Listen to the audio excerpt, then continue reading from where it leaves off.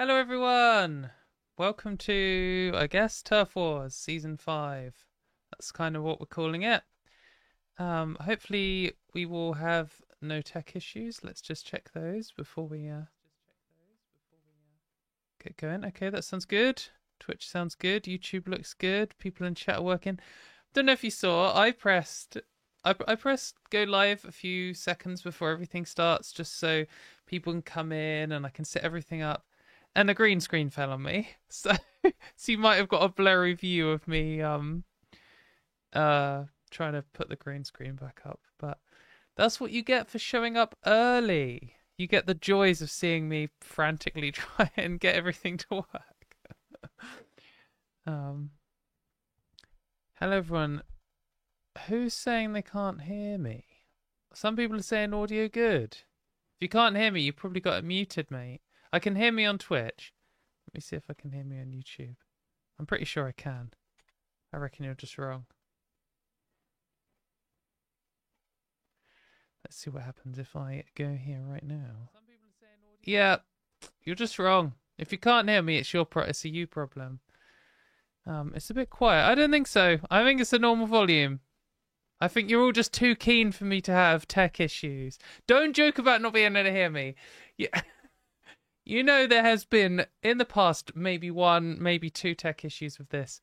We're not having jokes about whether you can hear me at the start of the stream. That's not allowed. It's not fair.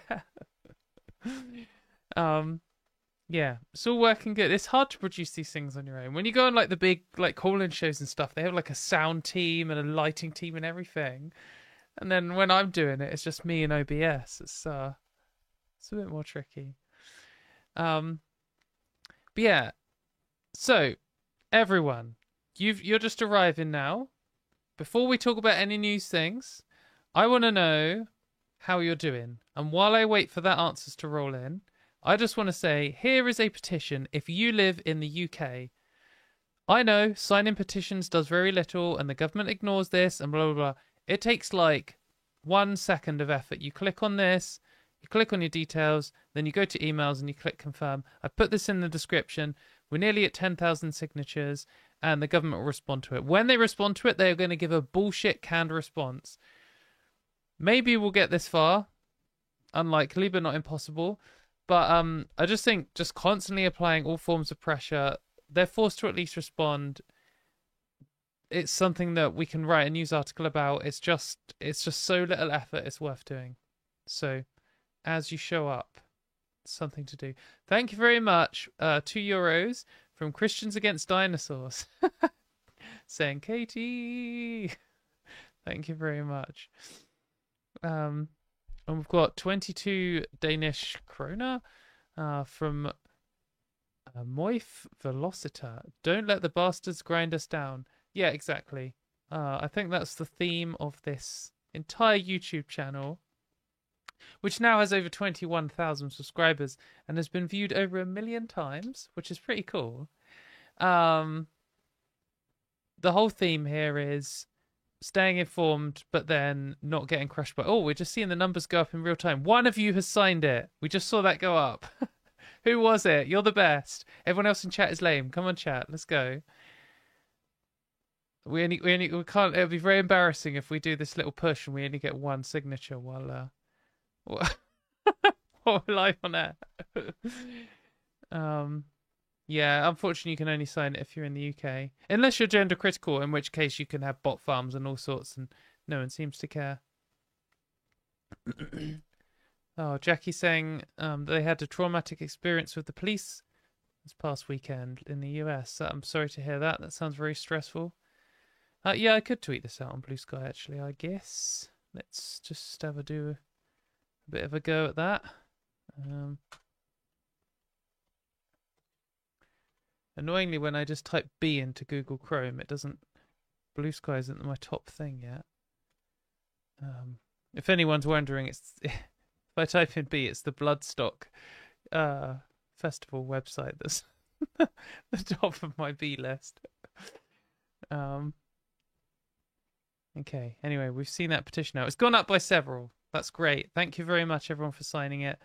It'd be great if you could share it too, but obviously you don't have to. Yeah, the government's just going to say blah blah blah cast report, but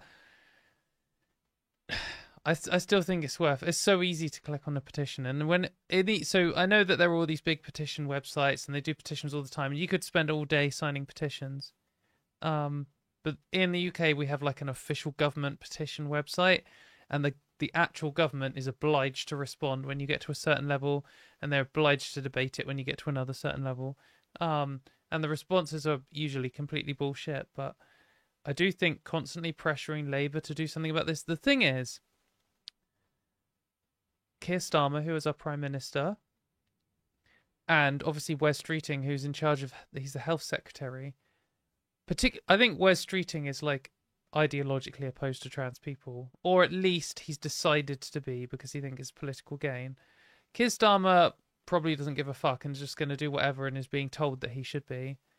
But there are a lot of Labour MPs and people who work in the Labour Party who are pro-LGBT rights.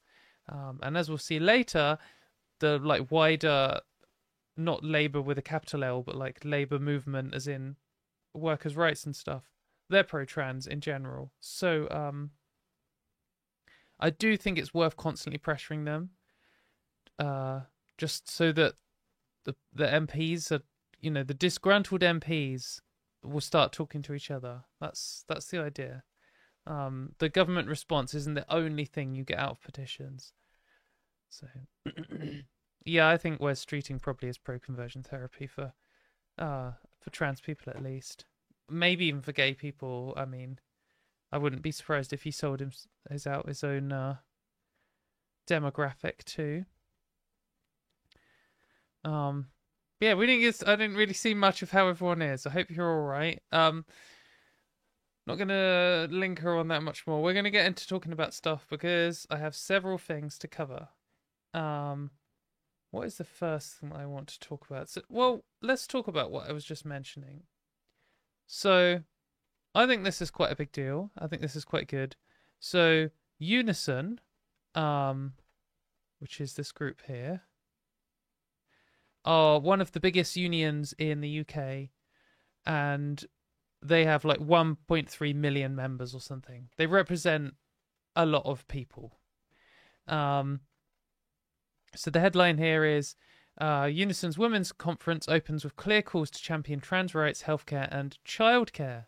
So that's pretty good. They had their annual Women's Conference in Edinburgh, and there was a clear commitment from delegates to unite for rights. So the key points, and I think this is a little bit different from what we've seen before, or at least what I've remember seeing before. So the key points that they've raised were trans women do not pose a threat to cis women.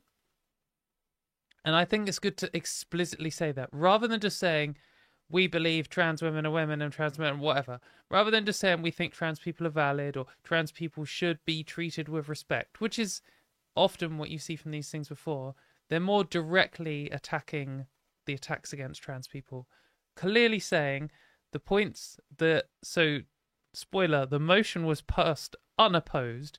So they committed to trans women do not pose a threat to cis women. Trans women are women, etc., etc. Trans issues are union issues because Unison has always fought for marginalised workers. So that's good. I'm not associated with Unison, by the way. They are just a union, and if you're not part of them or you have some other grief for them, who knows? But I do think that this is a good sign and a good stance. And they also say the safe space is for members to stand together with their trans siblings. So I think... Oh, Poppy... Interrupting. Look at this rat. Goodness. So annoying. I'm going to have to edit this out, Pops. You've ruined my train of thought. Can you just lie down, please? So carrying on.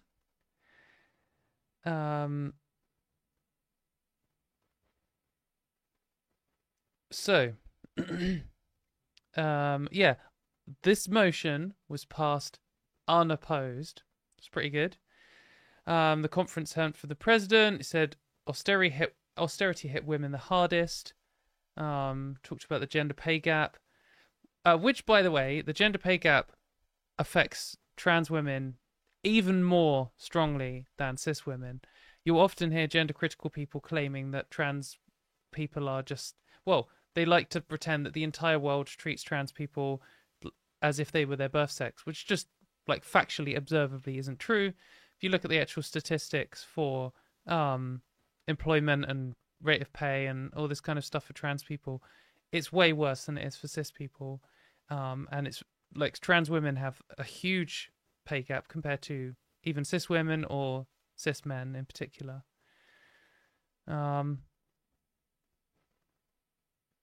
But yeah, I think this is I think it's pretty good to see unions doing this, and that this kind of stuff is something else which can pressure centre left or left wing or even centre right governments into doing something.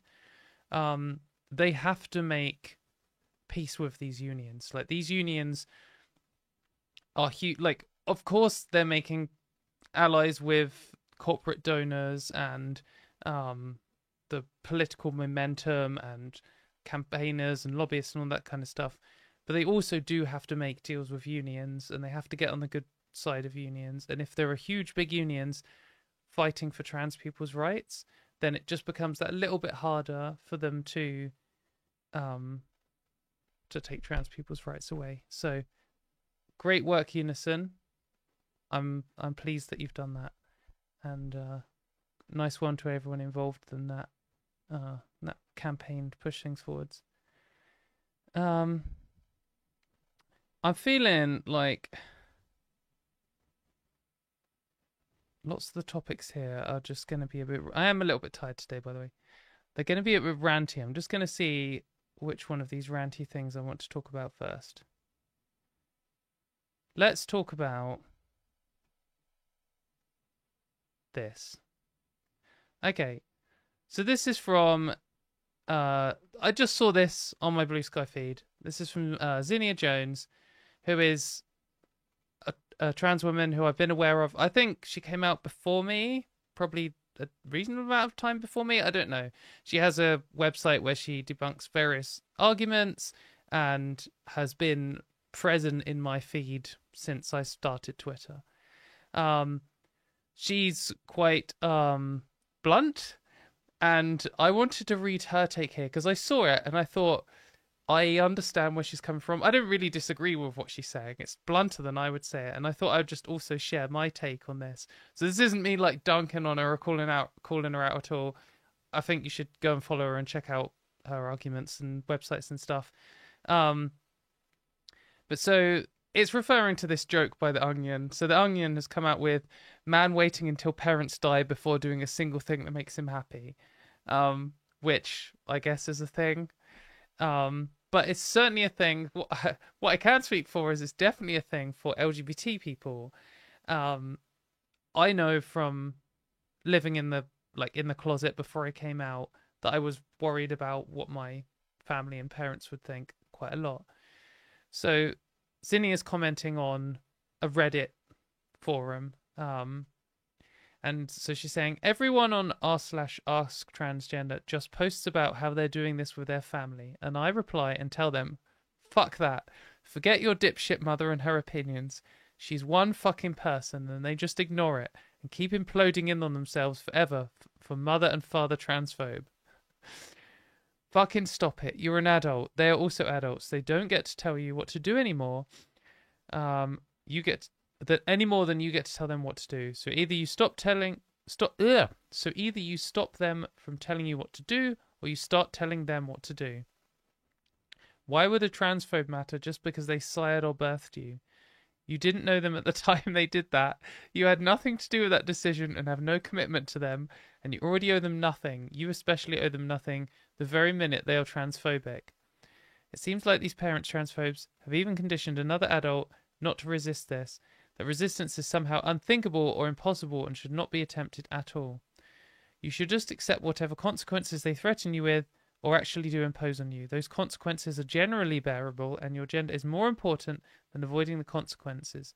Being trans is more important than the punishment others will inflict on you for being trans. So get a wooden spoon, bite down it, and tell your mum and dad what your name is and that you're already on HRT. And if they touch your property, you're calling the cops. And they can do whatever they decide to do next. They'll make their decisions. You be ready to make yours. It's time for every trans person who's in this purgatorial situation of half-death to start breaking out of these domestic, cisgender-built nuclear family prisons en masse. It's time to rip the band-aid off once and for all and separate yourselves from a situation that's imposing an intolerable life. I'm telling you that if you're living closeted and trans with your transphobic family, start a fight proactively with your transphobe father or mother, or both, over the transphobia towards you today, and keep doing it until they relent and discontinue the behaviour. Anyway, you get the idea. So this is a lot more harsh than I would say. Though I did kind of get a similar, much more walking on eggshells version from the therapist I was seeing at the time when I was coming out to friends and family. And I think, so this is what I want to say to everyone in this position. If what Zinnia said and how she said it got through to you, great. But if you're maybe thinking, that's a bit too spicy for me, I can give you my take and say to you what my therapist said. So yeah, I was very worried about coming out to my family, not because I thought they would hurt me, or not because I thought they would kick me out onto the street or anything. I was financially independent when I came out, and I was living in a city halfway across the country, so I wasn't in any physical or like financial or anything kind of danger or threats or anything. I was worried about breaking our relationship, and I felt like I've always had a very good relationship with my family. I'm very lucky that my family are very loving, and that's always been the case. But I was so worried about upsetting them. And then when I did come out, I did upset them, and it was very difficult for them at the start. And they did say some things that I found very hurtful and upsetting. But eventually we've now got to the point where we're stronger and closer than ever. They're fully supportive, fully accepting, fight on my behalf and things. So I'm very lucky. But when I was in this position, talking to my therapist, they did just say kind of what Zinnia said, like, well, you're an adult and they're adults. You're not actually responsible for their thoughts and feelings. They're responsible for them, and you're responsible for your thoughts and feelings. And, sure, when you come out to them, like the moment you come out, you have built up to that moment for months, years, decades, your entire life. You've been thinking about this for so long. And sometimes, for them, that is the first they have any inkling of it, because sometimes people are very oblivious. And so they might have a lot of negative thoughts. They might be shocked. They might be sad, upset, like angry. All of these emotions can come at once. And they are responsible for those things. And sure, once you're safe, financially and somewhere to live and all this kind of stuff, then they can deal with how they're going to deal with things. And if you are to sacrifice your life and your happiness to stop them from reacting, firstly, is that even what they would want? Like, I know some people are like, oh, my parents aren't very accepting, or they're very conservative, or and sure, some people who come out to their parents do get kicked out on the street, get attacked. Some people get disowned, and maybe that's happened to you, or maybe that is a real thing that could happen to you, and that's terrible. But that doesn't happen to everyone. And sometimes when you get negative reactions to start, they go away, like in the case of me, or you work on them. Well, I actually worked very hard with my parents to like get through everything, because it mattered a lot to me. Not judging anyone who doesn't, by the way. That's just the decision I made. But if you were suddenly given this news about someone you thought you knew, that they were suddenly totally different, you might be shocked, you might be upset, you might be angry, you might be all these things. And sometimes it's, you just have to, like, emotions are irrational. Sometimes you just have to deal with a load of emotions. But when it's all the dust has settled and you're able to have a rational thought process, I mean, you're going to be like, well, I'm glad that they told me. Like, opening up and telling someone your like deepest secret, or showing them who you really are, is like the most you should be honored if someone does that to you. And so revealing who you are and coming out to someone, sure, they might be shocked in the moment, and that moment might last years, but really, would they really want you to keep that secret for them forever? um and then you've also got to think, like, whose happiness is important here. Like, if you're in a position where you have very mild gender dysphoria and you think about transitioning once every other year, like for one evening when you're tired or something, then, and your parents are going to like have the worst time ever and not going to recover for it for the rest of their lives or something, maybe you could rationally make an argument that coming out isn't really worth it. But I don't think that's. I think most of the people trapped in this, most of the people posting on forums all the time, being like, "I don't know how to come up to my parents. Maybe I never should." Like when you're at that point, maybe the gender dysphoria is a little bit worse than just slightly mild. And certainly, if you're anything like me, it's just something that constantly eats away at you all the time, and you have to actively suppress it all the time. Um, and like it's horrible that my parents were upset when I came out to some degree. It was upsetting for them. But I don't think the total amount, like if you were to get upset units, if you were to like get whatever, measure it in tears or something, the amount of upset caused by that like shift, which was a short term, like a temporary reaction, like there was a lot of sadness and then it trailed off and then it's grown into real happiness, or grown back into real happiness, like that, the amount of sadness in that time is way, way less than if I had stayed in the closet for the rest of my life. Or at least, until my parents died. Because, the shock of someone coming out is a big deal for a little bit, and then it kind of it's normal now. Whereas dysphoria doesn't just go away. I mean, I in my experience, I guess it did get worse over time. It mainly just got way worse at puberty, and then was just like constant stuff. But I know, talking to people who came out much later in life, they were saying that basically it just gets worse and worse. So that the like suffering, if you were just trying to step back and do some kind of utilitarian approach to it, you're minimizing human suffering to come out. So that is another argument. But yeah, mainly I do agree with Zinnia and what my therapist said. They are adults, and I think it's very weird if you're maybe much older. The idea that your parents are just like other adults, it might be something you've already got to. But when you're a teenager or in your early 20s, I think for a lot of people, certainly was the case for me, that my parents were still like, they weren't just like other adults. I was barely an adult then, I only just started being an adult, and my parents were still my parents, and I still respected them a lot, and everyone who, like, everything they said I still treated with a lot of gravity, even if if they said something I thought was wrong, it's my parents saying it. And so when I came out, it was kind of like and it didn't, it wasn't the ideal perfect coming out. It's kind of a moment where you realize that your parents are just other people, and you need to treat them like other adults.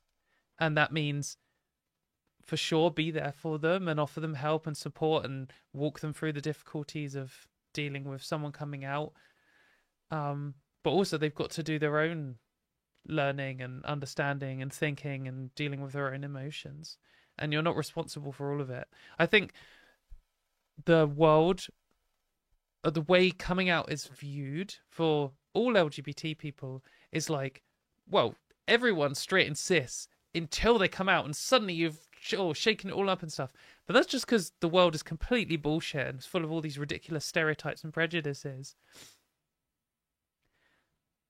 Like, coming out shouldn't even be a thing.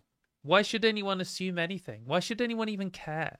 Like, if you have a kid and your kid brings home a boyfriend or a girlfriend or a non-binary person, or comes home and says like they're transitioning or something, why does that even have to be a thing that someone has to emotionally process? The reality is, today, in the real world, for a lot of people, that is a thing they just factually do have a shock to, and they have to process, and that's why coming out is a thing. But that's not true for everyone, and in the future, it's going to be true less and less, and maybe one day we'll get to a point where coming out doesn't matter. But I guess the last thing I would say to anyone who's in this position, if you're umming and ahhing about coming out and stuff, for me, it's been absolutely worth it. Probably the best decision I've ever made. Join up with leaving university and breaking up with my abusive ex, which I always see those as like the three best decisions I've ever made in my life. Coming out's probably one. Maybe the breaking up with my ex was number one. But either way, they were both all three were very difficult decisions, which required major changes in my life. And I was worried about upsetting everyone and everything around me, and I didn't really know how it was going to go. But in the long run, they were all just such good decisions. Deep down, I knew they were right, and it did upset people around me because change upsets people. But I'm not responsible for that. I was in situations that I was like trapped in through not really my own fault, and making decisions to change those things made my life better, but also ended up being best for most of the people around me. So I would say, personally, I rate coming out as 5 stars. Would do it again if I had to, but I really don't ever fucking want to do it again because it's such a tedious... Coming out is more tedious than it is anything else. Because sure, you have these stressful situations with people you're not sure how it's going to go, but most people, you just have to tell them and answer a load of really boring questions, and then like still ages later you still have to come out to more people and answer another load of boring questions. It's like, anyway, that's what I have to say on that topic. I've seen there's been a lot of discussion going on it in chat, and I haven't really been able to follow it. It's hard reading and talking at the same time. I can listen and talk at the same time, but it's very hard to read and talk at the same time. Someone is saying they came out as gender fluid at 30, took therapy to fully break the cracked egg that had been cracked, and duct taped together since I was about 7. Yeah, I mean, that's... I think that's quite a common story, in that you did know when you were younger, but just did your best to hide it and duct tape over the glaring signs. Someone here saying, Ramon is saying, transition was the best decision I ever made. I didn't realize how miserable I was until I started transitioning and realizing that it could actually feel happy. Yeah, I think that's another thing that I would describe it as, is like, if you only ever lived in a cave and you were born in a cave and you just lived your whole life in a cave, you could probably be happy, and you wouldn't know really any different. But then if one day like you saw some sunlight through the thing and you were like, oh, that looks good, I want to go out of there, that's like for the first time you realize that transition is a thing. And then when you, like, the idea of going outside of the cave is terrifying, but then when you finally get the courage to do it, it's amazing. Like standing outside in the sun or the rain or whatever is just incredible. And then like once you've just been living outside for like 10 years, you look back and you're like, God, how the hell did I live in a cave? Like, I just hope everyone who wants to come out the cave will do so. And man, I just don't think I really lived a day in my life until I did that. And that is kind of what transition feels like. Like I was happy when before I came out. I had you know, for good friends and family and a decent job and all this kind of stuff, and so had good experiences. But it's just like the sun is shining now um compared to what it was before. And even with all the horrific stress and worries about the future and stuff, like if given the choice of like going back in the closet and detransitioning, like even if I could like medically detransition without needing to go through all the procedures and stuff, if I could do that and be free from all like fears and government oppressions and threats of violence and stuff, or I could just live the life I have now, it's not even a contest. Because I know a lot of people, when they're worrying about coming out, they're like, oh, is my life going to be a lot harder? Something I was worrying about, like sexism's going to be bad, transphobia is going to be bad, like oppression is horrible. And that's true, but you probably don't realize how bad it is to not come out when you need to until you do it and you realize how much of a difference it is. Like when you're coming out the cave, you could get eaten by a lion, maybe you could, but it'd be still better to live outside the cave with a low chance of getting eaten by a lion than it is to just live in the cave and not ever see the sunlight. That wasn't a too rubbish analogy. So let's talk about something else. Let's move on.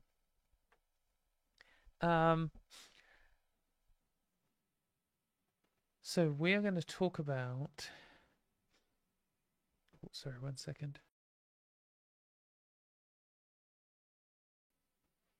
Man, I'm pretty tired. We're gonna get through it. It's gonna be a good stream. It's gonna be a good stream, guys. I'm just thinking, like, God, which one of these do I have the energy for? We are gonna talk about the latest Trump bullshit. Okay. So we're gonna talk about the latest Trump rubbish. So we've got two things here reported by two different trans journalists who, but you should follow both of. So this is Erin Reed from Erin in the Morning, and Ari Drennan, who is with maybe she's on her own at the moment. Okay, she's not with a group. Great. They're both nice people. And disclaimer, I've talked to them both and they both seem nice. And Erin's also been on the same show as me a few times.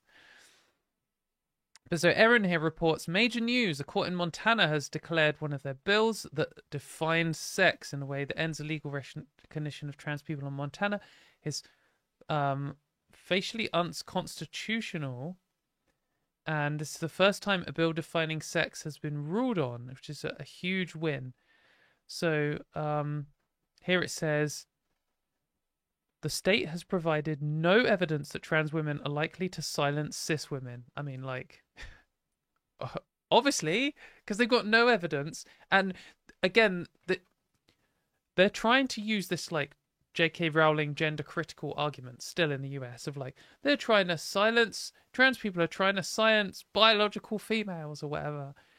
But that might have worked in the UK in 2016. But now in 2025 in Trump's America, like, there's a new headline every single day about how they're erasing LGBT people from history or, you know, banning trans people from working in the military and stuff. And they're still trying to claim that trans people are silencing cis people. Like just delusional that they would even try this as a strategy. Completely nonsense.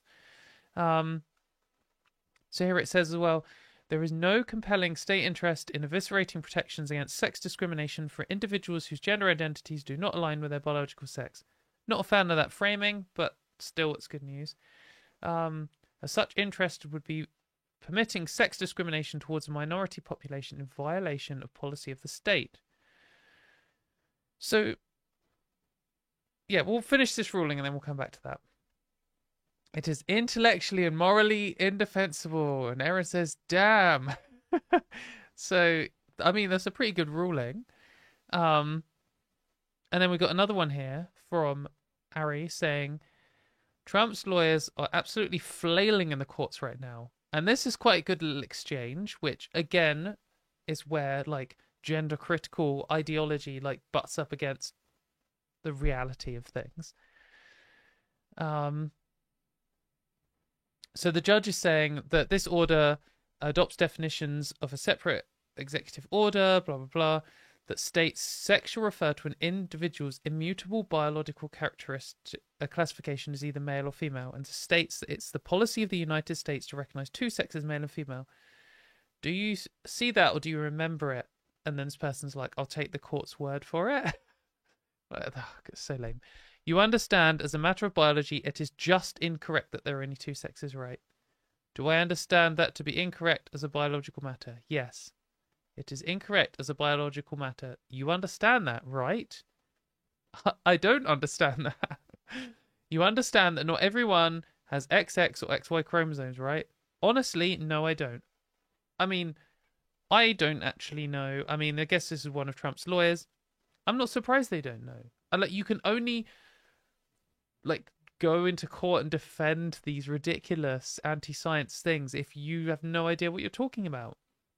And amazingly, the judge seems to have some idea of what they're talking about. So the judge here says, it's actually kind of really important point, because this executive order is premised on the assertion that's not biologically correct. There are anywhere near about 30 different intersex examples. So someone who does not have just XX or XY chromosomes is not just male or female, they're intersex.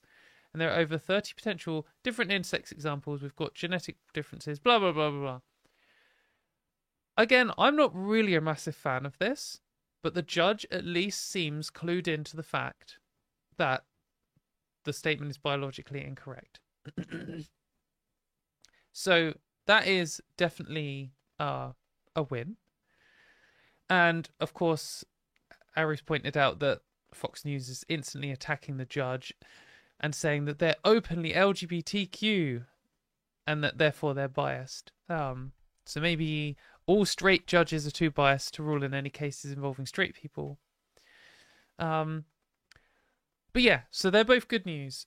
So in terms of how this pans out, from following what's going on in the kind of pushback against Trump stuff, it does seem that people have some faith in the courts. It's good that they do. I don't know if I had faith. I have faith in... I don't have faith in the UK courts. I don't know if I have faith in the US courts. And I'm pretty sure that the Supreme Court is garbage. I think it could go either way. I think it's good that the courts are doing something and pushing back against these extreme and ridiculous rulings. I know that there's also one currently going on pushing back against the military ban, and it's quite likely that most or all of these attempts to remove trans people from public life will fall down in a court, and then they'll go to the next level of court. And as we've seen with the anti-abortion movement and what the gender criticals are doing in the UK, they don't really care. Like, there's nothing really at stake for them here, but they can win if they throw 1,000 ridiculous legal situations upon 1,000 different judges. 999 of them rule for, like, you know, the reality common sense ruling. You've only got to have one whacker who rules the other way, and then they've gained a little bit of ground. And certainly when the Supreme Court is like, you know, some far right dominated landscape, if they do manage to appeal it and it goes up and up and up and it gets to the Supreme Court, the odds of it going in LGBT people's favor is much lower. But also, I mean, Trump really is trying to just be like a dictator. And I know people are like, oh, will you even have elections again in the US in the next 4 years? I mean, I don't know. It's not impossible that you won't, but I don't think it's certain that you won't. And I don't know what the odds are, to be honest, but I don't think it's like 99 to 1. There are a lot of people who really don't want Trump as a dictator. And I know the Democrat Party, at least the Democrats at the top, seem to be doing nothing. But obviously, the legal system is doing something, and people in unions are doing something, and reporters and journalists are doing something, and there are people pushing back. So I don't think necessarily it's like, what is really important is to not just concede that they've won and just be like, oh, well, it doesn't matter what the courts say because they're just going to overrule them. They're just going to do it anyway. Yeah, they're going to try and do it anyway. But if you just say, oh, it doesn't matter, I don't care, there's no point in me fighting back, then that's just one less person for them to fight and one less roadblock in their way. And they don't have all the power, all the money, or all the, motivation and energy. And they certainly don't have any of the brains.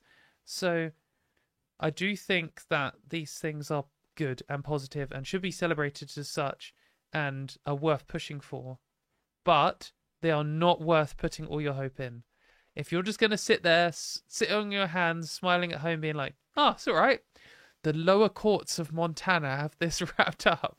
Like, no, it is not good enough. You cannot rely on them. No cis people are coming to save us. If the laws, court rulings, whatever go in our favour, great. That is a very good thing.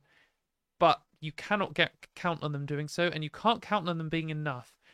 We need to go out there and do stuff. We need to organise. We need to inform people. And we need to get some momentum and push back. And so just on that, I did say with both of these rulings, these are good, but I don't really agree with the framing. So I just wanted to point out why, and why I think that this is the kind of thing that is maybe slightly a weakness from our side, in that the arguments we have are correct, but they're not well chiseled propaganda machines in the way that the gender criticals are, like the masters of propaganda, and the Trump administration. I mean, it's the same fucking movement. But so here they said, in this top bit,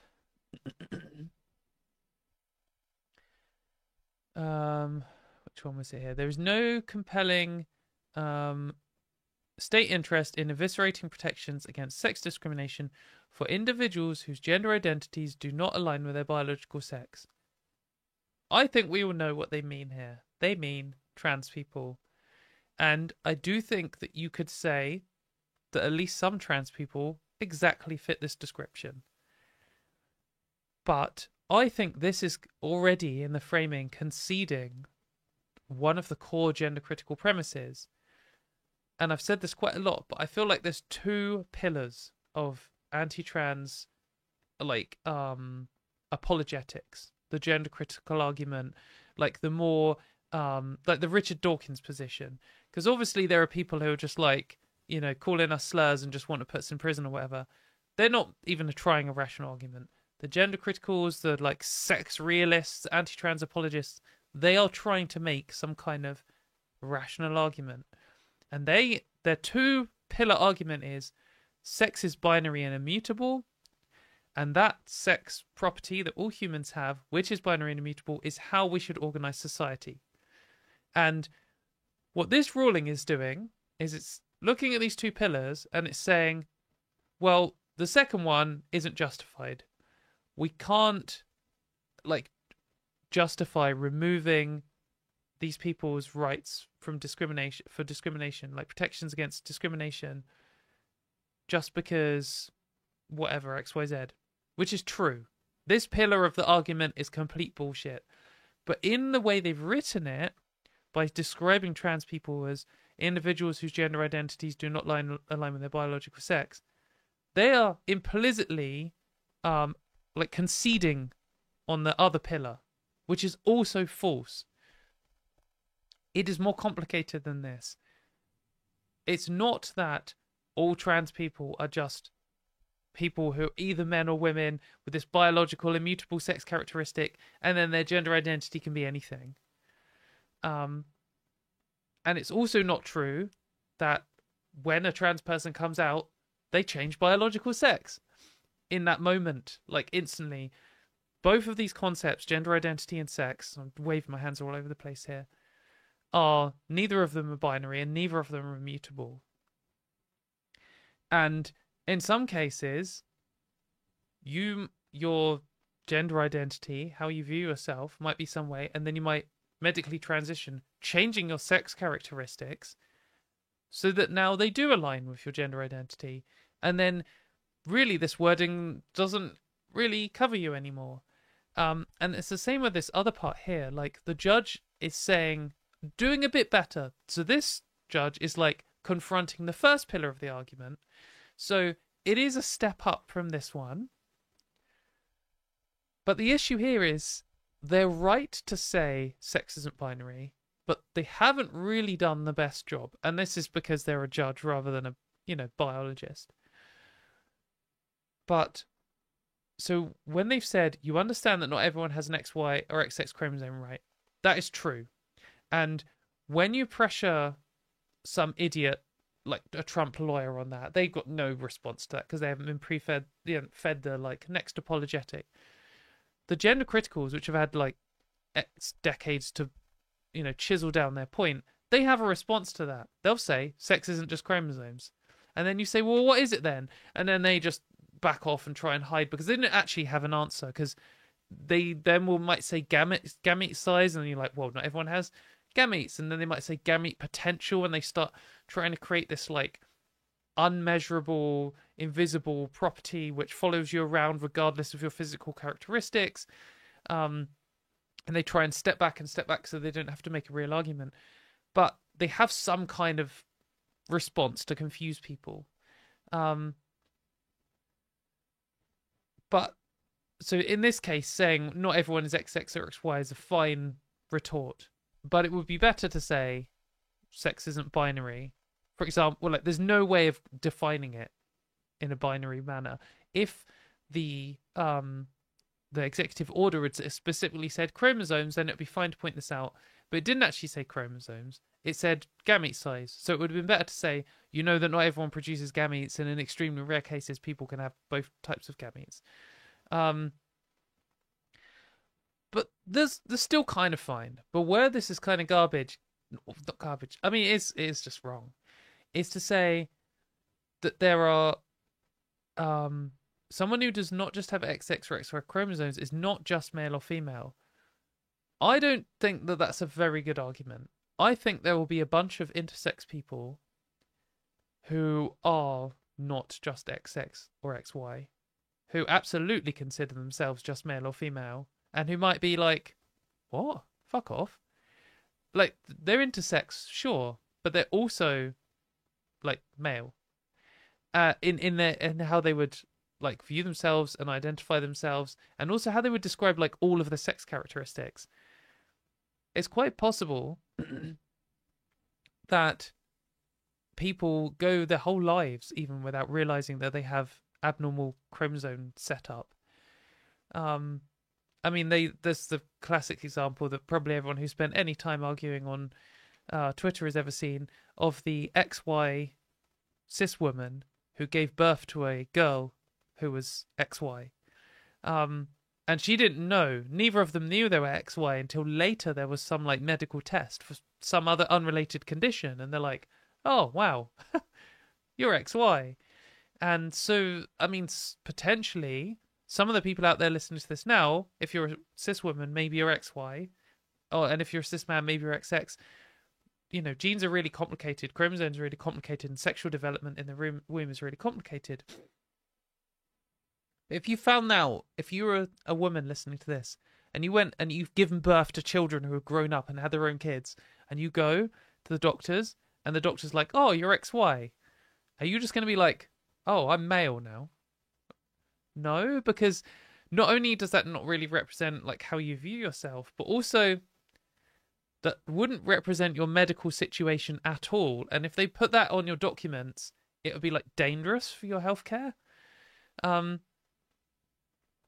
And then saying that there are like each one of these chromosome setups is a different sex is just kind of I can see where they're coming from. They're just countering it with something that's not quite a good argument, and it's not quite. I mean, the thing is with these kind of things, if you were to take some of the gender criticals at their word and say sex is defined by chromosomes, then yeah, that claim is that there are 30 plus sexes, and in reality is chromosomes are just one sex characteristic of many, and there's more than two possible options, so it's not binary. But that doesn't mean that each one of these possible combinations represents like a whole new category of person. It's that this is one piece of information along with multiple other sex characteristics, gonads, hormones, genitals, like loads, all of these different things, which all add up to give a picture. And the reality is that picture doesn't fit into a binary. But that doesn't then mean the next option is it fits into one of 30 boxes. Like, there isn't a fixed number of boxes that we're fitting people into here, and chromosomes aren't the whole picture. So, good on this judge for calling it out. Good on the other ruling for calling out the other pillar. But I do think this is the kind of thing that would be really good if we could teach the wider public the correct argument here in a way that, like, sure, if we got on a flipping like developmental biologist and did some like 10-hour lecture series about how human developmental biology works, that would be correct. Then that would be the most information we have about this topic. But you can hone that down to better arguments, and when gender criticals say sex is binary and mutable and that's how we should organize society, we should be able to say sex isn't binary or immutable, and here's why. And that isn't how we should organize society, and here's why. And that could be, you know, anything from a one sentence response to a 2-paragraph response to ready to take questions. And I just think that's something we can get in the eyes, the minds, the mouths, the ears, whatever, of journalists and politicians and judges and lawyers and people arguing for our position. And that's something we should push for, I think.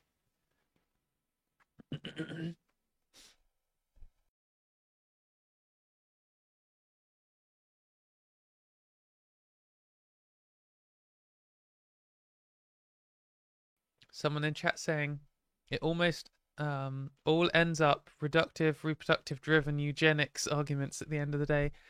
Yeah. I mean, it is something I was actually considering covering. I saw a story about what the Trump administration. I mean, I've only really been able to pay attention to the big headlines and the stuff targeting trans people because that's already too much. But I saw some of the stuff that disability activists were saying, and it looks like,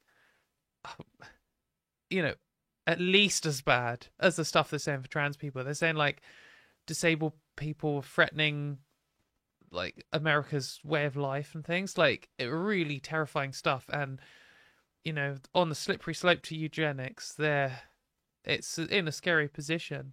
And what I think is important is that we have solidarity with these groups and be like, not everyone only look at trans people. I'm not saying they're treating trans people worse than anyone else, because those things are rubbish. We should be saying yes, and when a disabled person is saying, have you seen the horrific like new things coming out of the Trump administration? No, actually I hadn't seen that because I'm overwhelmed with seeing my own thing. But now I've seen it, it's my responsibility to learn about it, at least to some degree, enough to know that these other groups are put in the same position for the same overarching set of ideological reasons. And so therefore they're like unnatural allies, and we should be fighting as much for them as we want them to fight for us. And yeah, no, that's particularly true for like intersex people who aren't trans people. Most of them, some are, but they are, you know, a different political group, but they're so targeted by the same things as us. They're often just blended into the same thing. And the right response to that isn't to hide from it or ignore it or tell them to shut up or anything ridiculous like that. And I'm not saying anyone is, though it does happen. But the right response is to learn about it and say yes, and Yes, and they're also attacking intersex people, and yes, they're also attacking disabled people, and yes, all those things come from the same position, um, of wanting to hurt anyone who's different, and basically wanting to eradicate people who are different. So we all need to unite against the one true enemy, billionaires. Yeah, true. The world would definitely be better if we created it so that billionaires couldn't exist. Um, right, so let's move on to the next thing. Let's jump back to the UK. So, we're getting an update on this gender critical nurse who admitted to harassing her colleague. So, just a quick summary. In a place in the UK called Scotland, and in a place in Scotland called Fife, there was a NHS, which is our state-owned healthcare hospital, and there was a doctor there who came out at a previous workplace and was just doing her job and existing in this hospital. And one of the nurses, who is a cis woman and gender critical activist, had a massive problem with her, harassed her, compared her to a rapist, and then got suspended. And now there's like this tribunal going on because she's obviously now got unlimited money. She's, you know, got J.K. Rowling backing, again, our one true enemy of the billionaires. And so this has now become like a national spectacle, and the BBC has done like an article on it every single day, which is a bit grim. The BBC's generally terrible. This article does platform the gender critical lawyer loads and keeps name dropping them, which is a bit sus, but it does reveal some new things. So this is the latest thing that we've learned about this. So this is them. I just don't know why they need to like post her photo and name her and stuff when we know this is like international hate movement trying to destroy particularly women who support trans people. Anyway, the BBC doesn't care about anything like that. So the nurse manager told the employment tribunal that she felt it was the best decision at the time to suspend the emergency department nurse to ensure patient safety. Oh, that's interesting. We've not heard about this before. So, so she's called Sandy Peggy, who's the nurse, the gender critical, who admitted to harassing a colleague. She objected to having to share the changing room with Dr. Upton, a trans woman, and claims her treatment amounted to unlawful harassment, which is just absolutely crazy that these people are able to argue that them harassing other people is somehow protected by the law that's there to stop people harassing people. But I mean, that's just how bullies work, isn't it? But up until now, we've been told that the issue was just all this stuff about the changing room. But so the lady who suspended Sandy Peggy, Esther Davidson, said it was to protect Sandy, Beth, and the patients.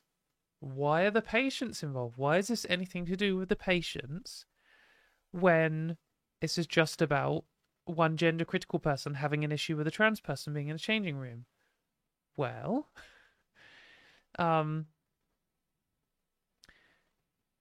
it's come out here. So the Esther Davidson says, I felt they were at risk of further interaction and perhaps unprofessional behaviour. Mrs. Davidson said that Dr. Upton's allegation that Miss Peggy would leave the resuscitation area when the medic came in was a patient safety issue. So this isn't just someone who is, you know, totally supporting and nice and not harassing their colleagues and just a totally normal person who just has an issue with someone who was born a boy who just happens to be in the changing room because they have, you know, an outdated view of the world and they should be given, you know, help to understand how the world's changing or whatever, however you want to frame it. This is someone who's walking out of the resuscitation area for what reason? Because there was a trans person there? Like, do you think... I mean, the way that the media always frames this is if there's just like one trans person. Oh yeah, you know, there was all of the normal people in the room, the normal nurses and the normal patients, and then there's this one trans person here, and that caused one of the others to like lose their patients or whatever. No, patients can be trans too. Other colleagues can be trans too. If this gender critical activist loser dickhead is willing to walk out just because the doctor's even there and to like stop doing her job, do you think she's going to do a good job if the patient is trans? Who knows? But I certainly don't have much faith in it personally. I just don't think anyone who has these views, like anyone who is gender critical or race realist or you know, doesn't believe disabled people exist, or all of these crazy hate-filled ideologies which are technically protected in you know, to have that belief. If you think that all people from Asia are inferior, that is technically a view you can hold in the UK without being arrested for it. Okay, same if you think trans people are all, you know, disgusting freaks or whatever. That is a view you can hold. But I don't think you should be able to be a doctor or a nurse, because you are just not going to be able to treat like your colleagues for one, but especially the patients with any kind of like I just wouldn't trust you. I just don't see how that should even be allowed. It just, I mean, like this person says, it was a patient safety issue. I mean, it's a patient safety issue even if you just have such a problem with one colleague. Imagine that this is not about trans issues at all, and it's just two people at work who have fallen out, a doctor and a nurse. If either one of them, the doctor or the nurse, is walking out of the resuscitation area when the other one comes in, like, at least one of them needs a talking to. Something is, like, you're putting the patients in danger. But if they've fallen out over, like, you know, one of them stole a load of money off the other one, or stole their partner, or some kind of, you know, classic interpersonal interaction, then maybe you can resolve that.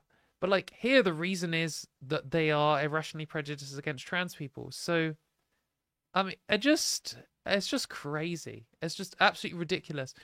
But, I mean, the BBC has done an okay job at reporting this. I mean, it constantly name drops Naomi Cunningham, who's the main gender critical lawyer, and one of the main gender critical activists involved in all this stuff. And doesn't really, I don't know if they even mention it. Like, keeps saying Naomi Cunningham did this, Naomi Cunningham did that. Like, does it even mention the other lawyer? It just got all this like rubbish, like, you know, it's terrible trouble for anyone who admits that men can't be women and women can't be men. You've seen the trouble she's in. And this absolutely ridiculous line. That's why we see you saying what you're supposed to say. You're frightened, she added. I'm certainly not frightened, said Miss Davidson. I'm not saying what I'm supposed to say. I'm saying what I think and believe. Like this the standard conspiracy theorist view that everyone agrees with them, but is too scared to say otherwise. Like, just complete garbage. But why the BBC constantly, you know, mentions this, and who cares? But they are obviously not the worst. The British press is complete trash. And the BBC's done a kind of few rubbish articles on this and a few rubbish headlines, but generally have put some of the facts of the case across. The Telegraph says, nurse faces sack over misgendering claim. What are you talking about? This isn't about misgendering at all. This is just straight up a lie, isn't it? By Daniel Sanderson, who's just literally just lied here. It isn't about misgendering claim.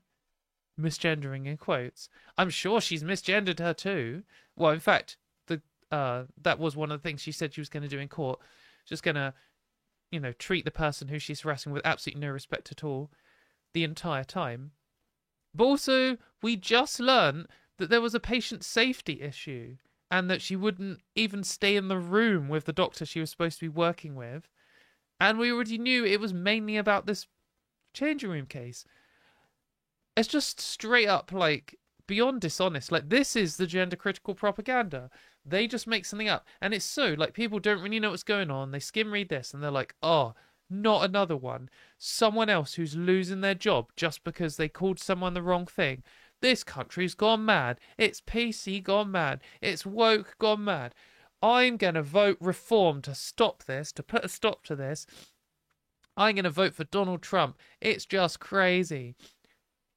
Because they're just lying and they say this stuff all the time. And people will think, oh, another one. But yet there's not a single example ever of someone who lost their job for misgendering someone.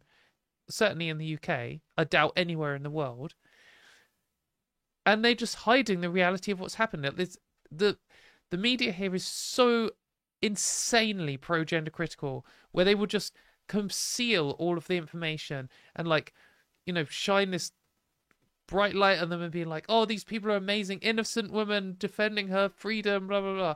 And they completely hide the reality of it. That's just such a joke. It's so ridiculous. And Sandy Peggy can fuck off.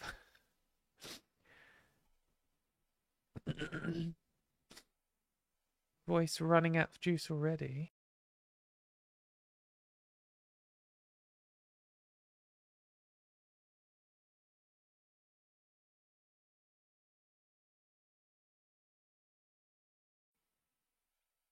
Yeah, someone here saying the danger is the nurse wants to express transphobic views. Yeah, like I actually think the idea that you can draw some orthogonal line between beliefs and actions and say they're completely independent is just nonsense.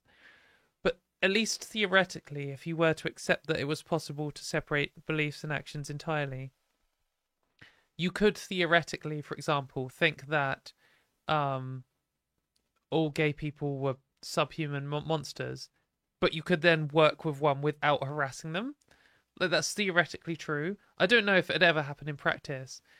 But really, the only issue you can really ever prosecute anyone on or fire someone over or do anything about in any way is the actions, because you can't actually read in their mind.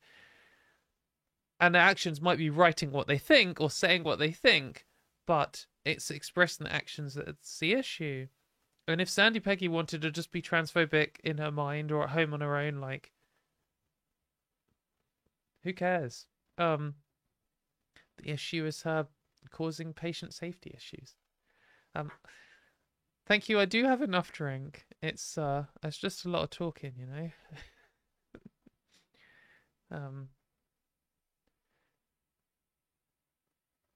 Travis saying here, Katie, do you know any resources for paying off debts / affording to move for a trans disabled couple? I'm running out of ideas / options, getting scared I'll be trapped in my hostile state without money or care. I don't know much about the US system. And I don't know much about this kind of thing, but if you message me on Blue Sky, I'll happily do a shout out. And maybe people who do know, especially if you wanted to say what state you're in. I'm sure it's the kind of thing that's state specific. Someone saying I need to learn how to do a Gollum voice. No. Right, so now we're going to talk about Helen Joyce. Hooray! Protesters disrupt. Oh, go away. Why can't I stop these stupid adverts? So off-putting. Okay, that's better. Is it better?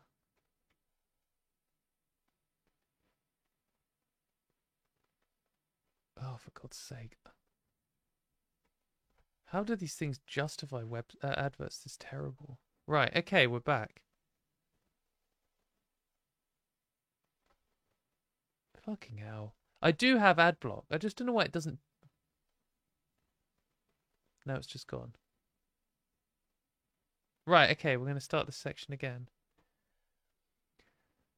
So the next thing we're talking about is Oxford University. Protesters disrupt gender critical debate. Gender critical debate. For some reason, again, Oxford University booked gender critical extremist Helen Joyce, 57. And there was a load of protests because there always is. Because these people are really unpopular. Nearly 700 people signed a petition protesting transphobia at Oxford University after protesters disrupted a talk by a gender-critical author.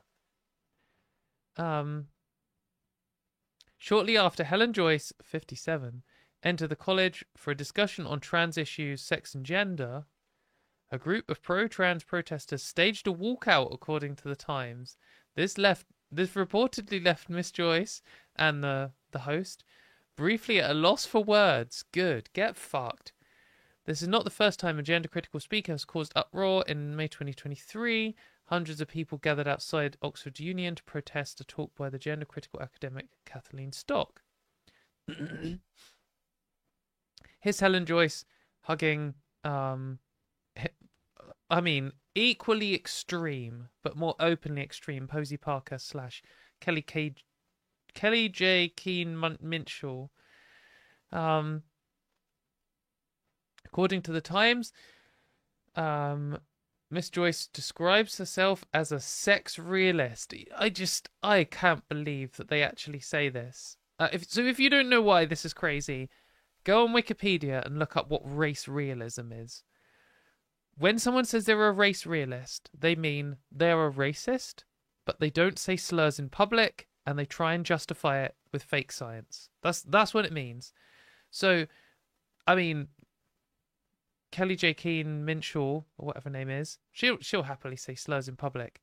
Helen Joyce doesn't say as many slurs in public, doesn't really say slurs in public, because she's a sex realist. She just makes up fake statistics to try and justify taking away trans people's rights. She has said that being trans is a rights-destroying belief. Sorry, you were born wrong, so now you existing is destroying my rights. She argues that the belief of being born in the wrong body has led to a medical crisis in which young people are encouraged to take life-altering treatments without sufficient scrutiny. Sufficient for who? We know it's sufficient for the people transitioning, because that's why the regret rates are so low and the satisfaction rates are so high. And there's an insane amount of scrutiny already. So, not sufficient for who? Well, could it be that the person who is arguing that there's not enough scrutiny also happens to want to create a world without trans people full stop? And maybe their calls for not being enough scrutiny is actually just a front to try and hide their true views behind. Maybe. So the host said, in an interview in 2022, you advocated for keeping down or reducing the number of people who transition to limit the harm done, calling everyone who transitions sex damaged, and every person who believes that you and every person who believes what you call gender ideology a huge problem to a sane world. And then her response was, just in case you thought she had changed her mind there since then, gesturing towards the empty seats left by the protesters, Miss Joyce said, "Look at this, it's absolute insanity. You think people protesting against you is insanity. Maybe you're just calling everything insanity. What are you talking about? How is that insane? You say horrific things like you want to reduce the number of trans people, and then when people protest you, you think that's correct. You think that's evidence that you are right? I mean, this is just like abuser logic, isn't it? It's like you do something horrible and then they react to you, and then you say, well, that's why I did something horrible. You're trying to justify taking away trans people's rights and banning them from transitioning and reducing their number, whatever that involves. You're trying to justify doing that because of the insanity of them protesting against you wanting to do that. Gender critical people are the aggressors, and they constantly try and portray themselves as not the aggressors, and that's because they are lying. It is not good for you to cut off body parts or to take hormones. If you can live with the body you were born with, that's a better outcome. For who? Why? On what? On what grounds? Based on what? Like, just completely nothing. You've just completely made that up. You just don't like it. That is the bottom line for all of these fucking freaks. They'll try and say like, oh, what about concerns and scrutiny, and what about people who might regret it and all this kind of stuff. And then when you're like, well, here's the statistics, here's the evidence, nothing you believe is backed up by any evidence at all. They'll just say, well, I don't like it. It's bad for you. It's not good. That'd be better if you didn't do it. Why? Better for who? Better for you, because you're a rational dickhead who hates trans people, and that's it. That's the only real argument here. Anyway, we got a statement here from the students. It must be so frustrating. Like, when I was at university, this wasn't as big a thing. So there wasn't constantly anti-trans talkers coming to speak at my university. It just must be infuriating when you're like an LGBT person at a university and they're like, oh, this week we've booked Hitler to talk about whether you should exist or not. It's like, why? Why do you have to keep doing this? Why do you get these ridiculous freaks on? They're always like, I think we got the response here. They always do this. Freedom of speech allows views expressed to be tested through argument and debate. The same would apply to a similar event with the speaker of a different view. Yeah, but why are you booking these people? Are you booking people who think that the earth is flat? And if you are, and it's like some one-off like spectacle where everyone comes to laugh at some clown, okay. If you're booking them all the time, multiple in the same week or for the same event, well, why are you doing that? Who is booking them? What is the reasoning? You can't just say, oh, freedom of speech. It's like, okay, you've booked 365 speakers this year, and like, how many of them are gender critical? If it's more than one, then it's not just freedom of speech. You're making a decision to platform these ridiculous, extreme, hate-filled people who, like, you've even highlighted yourself, are calling to reduce the number of trans people. It's just crazy. Anyway, the student body has said, as a student body, we object to Oxford University's decision to platform transphobic speakers such as Helen Joyce during LGBTQ History Month and throughout the academic year. Exactly, there's never just one.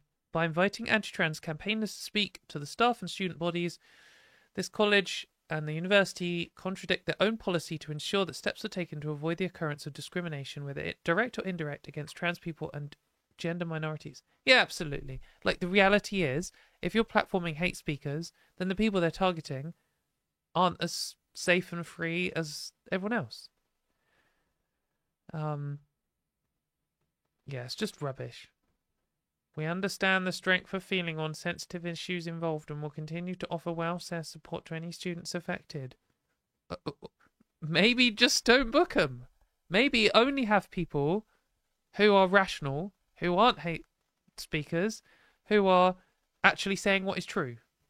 Or, if you're going to have some, like, freak-on to come and say that they believe the world is flat or that trans people should be eradicated or whatever, then don't just have some neutral cis-man presenter or whatever.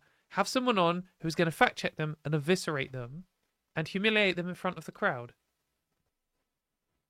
That'd be better. But they're not going to do that.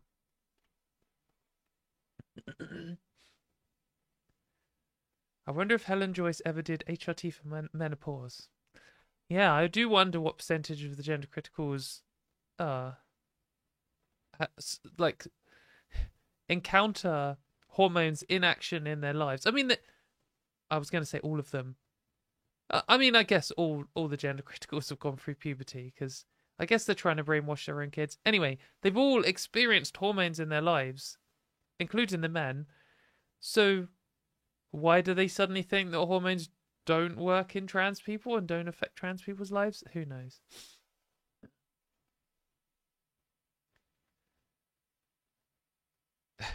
Debate on the moon landing being fake.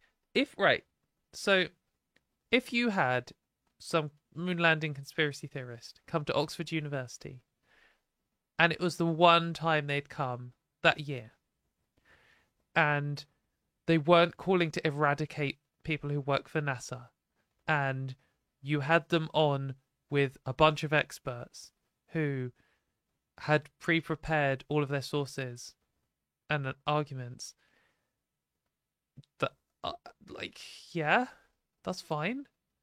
But if you book the 15th moon denier that month or whatever, and you like constantly talk about protests against them as if it's some kind of attack on freedom of speech, and you just have some neutral person, neutral moderator who's like, "Oh, we understand you think the moon's fake.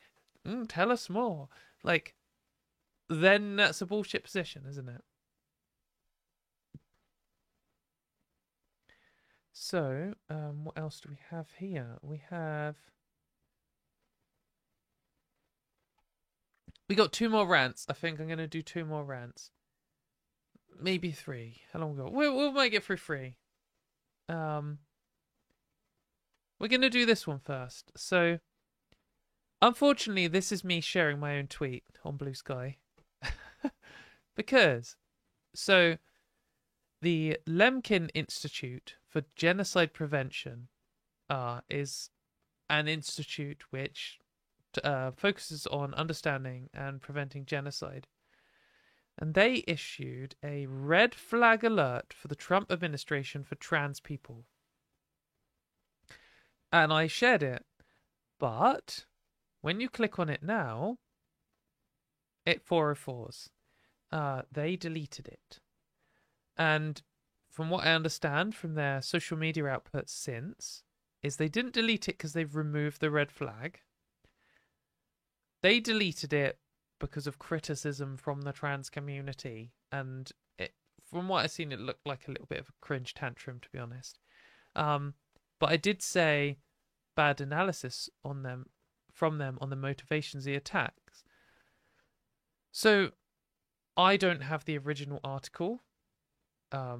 Maybe someone has the archive of it I haven't seen.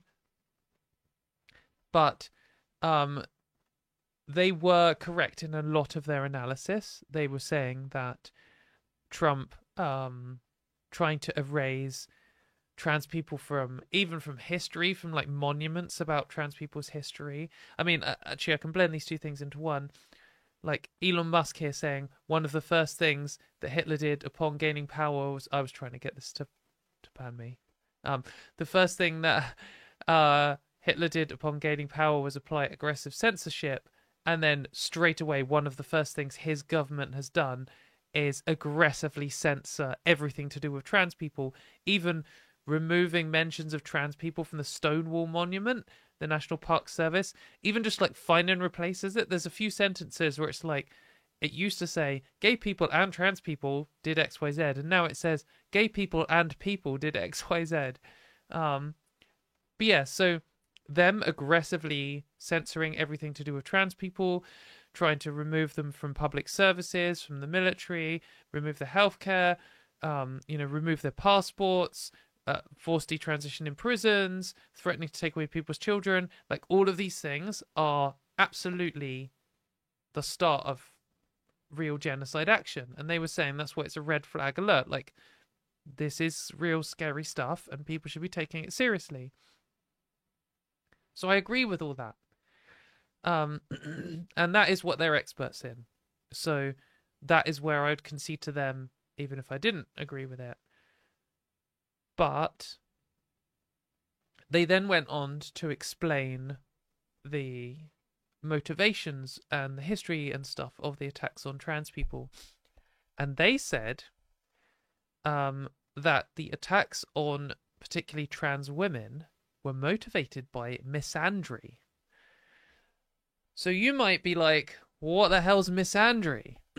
Well, misandry is the male counterpart of misogyny. So misogyny is the hatred of women. So therefore, misandry is the hatred of men. 1 second.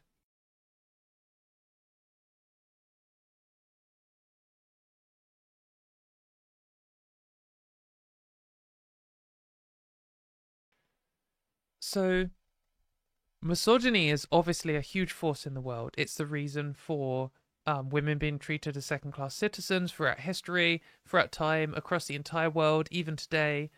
It's why sexual assault is so high against women, where there's a gender pay gap. It's why, you know, women are more likely to be the victims of all kinds of different things, where they're treated as lesser, why they don't even have control of their own bodies when it comes to the abortion bans and stuff. But misogyny isn't just simply someone who has an irrational prejudice against women. Like, it's the same with things like racism and transphobia. That is part of what it is. There are some people who, isolated, have an irrational prejudice against X group, and that is one of the most obvious and pure forms of transphobia, is someone who just doesn't like trans people.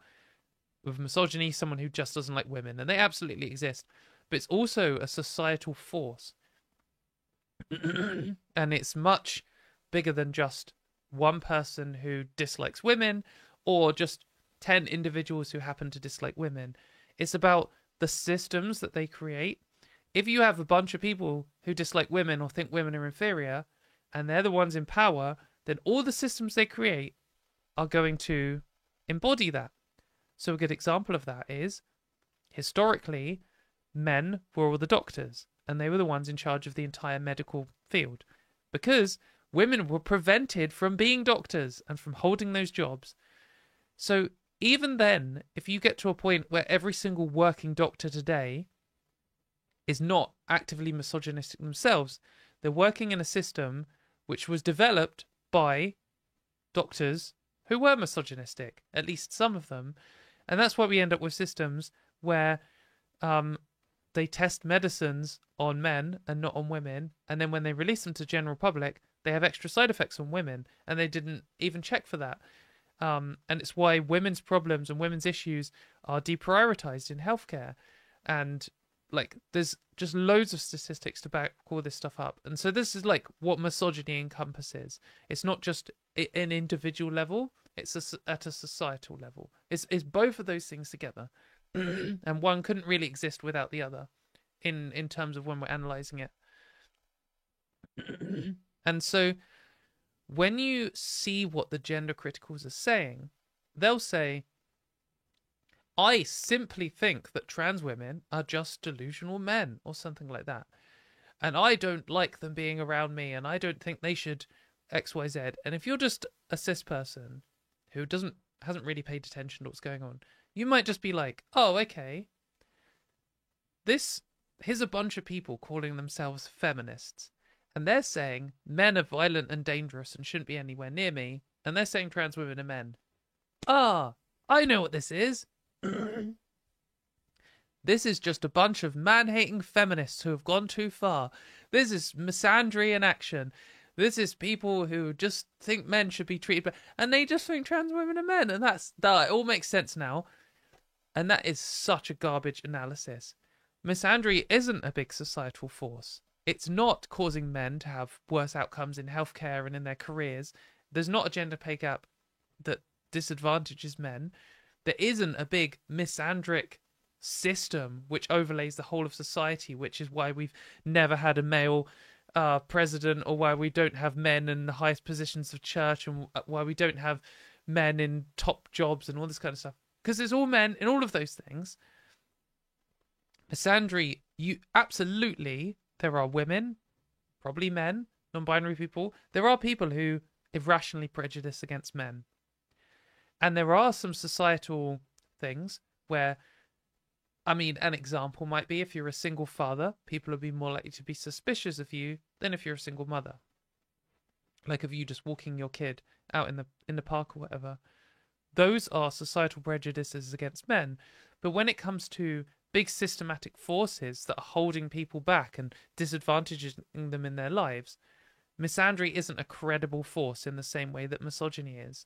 Just like there are probably people who are irrationally prejudiced against white people, but anti-white racism isn't a thing that has ever affected my life and never will, and it's not a big force, and it's not something with anyone with any power has any ability to act on, whereas racism against other people Absolutely is, and affects their life all the time. So, misandry itself is a bad analysis. Anyway, like, just at all.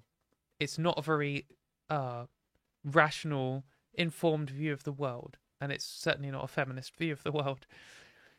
But even more so, it's a terrible analysis of what's going on against trans people. Because, sure, the gender criticals, Donald Trump, etc., are saying trans women are men.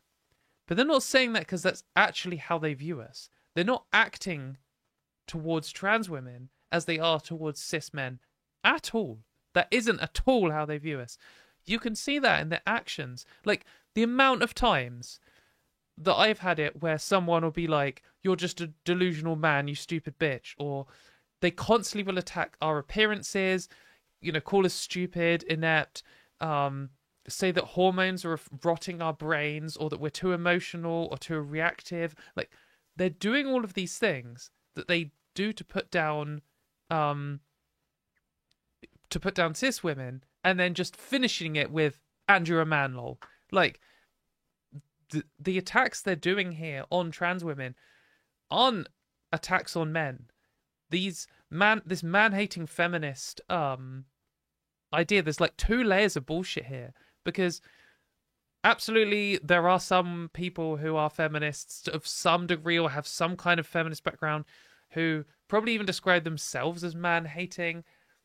But that's not the core, that's not the central thing of feminism. And this man-hating feminist is this like meme in order to try and discredit feminism, when feminism is like a legitimate academic study of sexism and pressures against women in the entire world. But then the second layer here is applying it to gender criticals who aren't feminist, who aren't coming at this from a feminist angle in the slightest, and who are themselves just doing a form of misogyny against a more acceptable target. I mean, you see this from like white feminists, who are people who are saying these like feminist sounding things, or maybe even make feminist arguments for people like them. But then as soon as there's a black woman in the room, or as soon as there's a gay woman in the room, they just instantly turn around and do all of the same misogynistic bullshit attacks against her, as if she wasn't the same, as if she wasn't part of the same target. And they're just doing that to trans people too.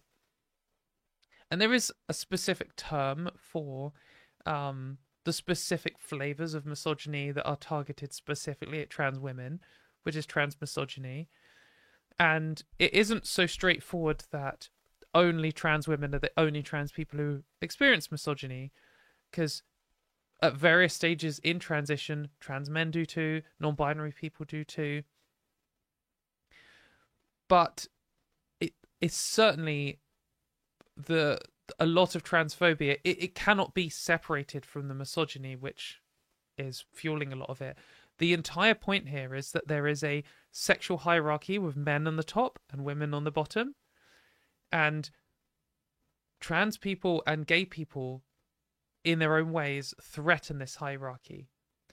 And that is why conservatives in general are more likely to oppose this, and certainly like extreme conservatives and conservatism opposes this, because they value every hierarchy that exists as a natural hierarchy.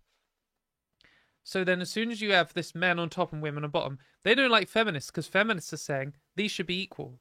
And they don't like trans people, because we're saying, well, whether these are equal or not, which they should be, we're changing between the two, which undermines the existence of the hierarchy at all.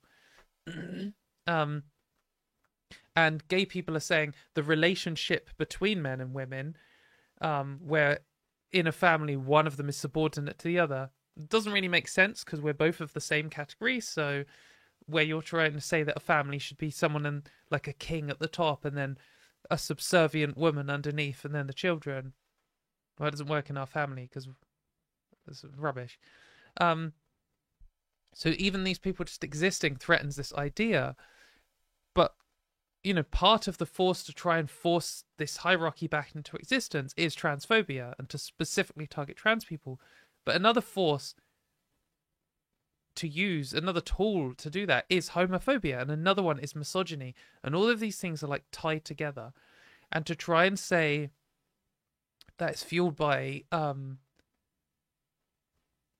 like misandry would be as delusional as it would be to say that hatred of gay trans women was fueled by heterophobia or something. It's not. They aren't having an issue with lesbian trans women because they believe they're straight men. They fucking love straight men. They're voting straight men into office. They're constantly defending straight men. If a straight man sexually assaults a woman and starts getting cancelled for it, the best thing he can do is to come out as transphobic, and then instantly the entire right wing will rehabilitate him. They don't care. They have no issue with men at all. They have no issue specifically with straight men.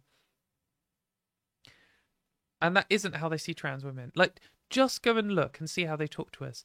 The amount of time they spent criticizing trans women's appearances and just recycling all the same misogynistic bullshit, but then also just misgendering at the same time.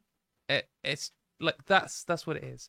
So my comment to the Lemkin Institute is, yes, you're right about the attempted genocide, and let's hope it doesn't get any worse than this. You're wrong about misandry. Go away and understand it better, or just watch this video. And don't have a little tantrum. I understand that there is a lot of tension at the moment, and some people are very rude, and some trans people might have told you to fuck off. But this is about doing the right thing, and your analysis was just wrong. That's fine. If you come out with the same page again with a better analysis, great. I will instantly forgive you. Do not care. I will appreciate the hard work you've done, and I'll share it, and then we can move on and all just be better off and understand and learn more in the future.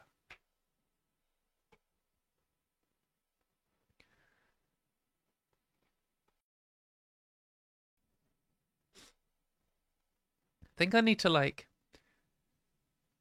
eat like 10 lozenges before I do this show so that my voice doesn't dry. Maybe it's because the air in here is too dry and I need a humidifier or something. I don't know. I think it's just this time of year.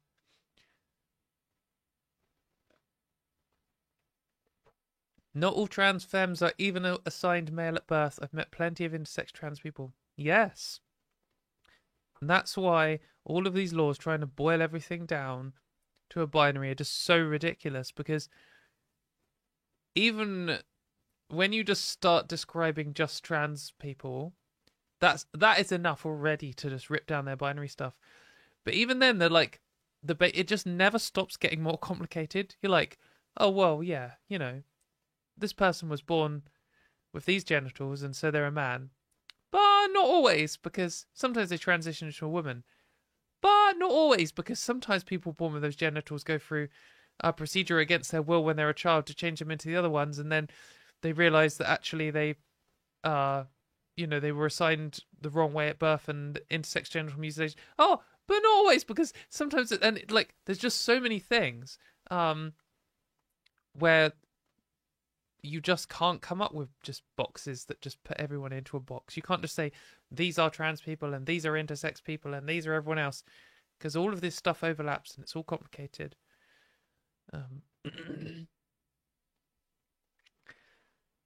Hannah saying, throwing a hissy fit because marginalised people have criticised you is just telling. Yeah, it's frustrating.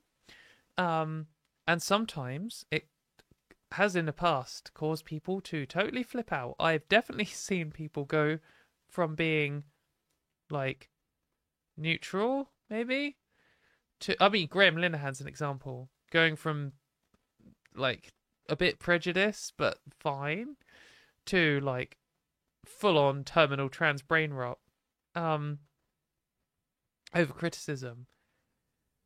I don't think everyone does that. I think it can be very frustrating when you do something and you put a load of work into something and you feel like it's for someone and then they instantly shoot it down. You might be just, oh, for fuck's sake, well, fuck you then. That's an initial emotional response. If that's all it is, and then like, okay, right, I am a bit annoyed that I put all this work in, but I see that it needs updating, so now I've done some more work, and now I've done a better job. I don't think we should push it any further than that. I think people are constantly over keen to unearth someone's true motivation. I don't think the Lemkin Institute are transphobic or anything.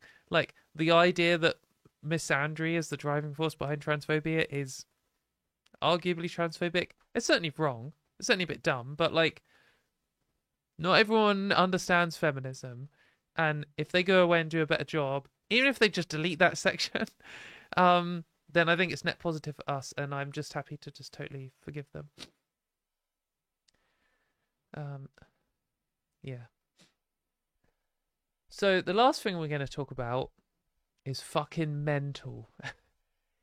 So I just want to show you how just crazy the gender critical movement is, and how people, like big influential people within the gender critical movement, are just absolutely out of their minds. Like conspiracy theorists, you know, this kind of like David Icke, the royal family of lizards, or like the flat earthers, like the moon isn't even real. That level of crazy. And when you see him ranting off, you're like, what the fuck are you talking about? Mainstream influential gender critical people are that level of just ridiculous. So here we have Genevieve Gluck, who goes by Women Read Women, and she is the co-founder of Redux, which is like this far-right, specifically anti-trans, like hate magazine thing, which is constantly shared by J.K. Rowling and has been, you know, pushed by all of the major gender criticals. And I saw this, a screenshot of this going around Blue Sky. So I came to find it, and her entire timeline is just, she's absolutely obsessed with porn and describing trans people in really weird fucking delusional ways. Like, her top tweet is, there's no such thing as a trans person. There are men with pathological sexual fetishes and women with crippling body dysmorphic disorders. Both demographics exist because of porn. Like, she just constantly talking about porn and paedophilia and stuff. Obviously something going on there. Like, she is obviously fucking weird, and there's something going on. But anyway, this tweet is just absolutely fucking mental, and I just kind of wanted to read out to show you how crazy they are. Trans women are men acting out a BDSM fetish on the public. So already completely ridiculous after from the first sentence. Absolutely mental. Therefore, the transitioning of minors is inherently paedophilic. Okay, great logic already. So this initial claim, which is trivially a false on its face, which you have absolutely no backing for, leads to this other thing, which doesn't even lead from that anyway, because if trans women, if the only existence, the only reason for trans women, okay, is that they are acting out a BDSM fetish on the public, how do you explain kids wanting to transition?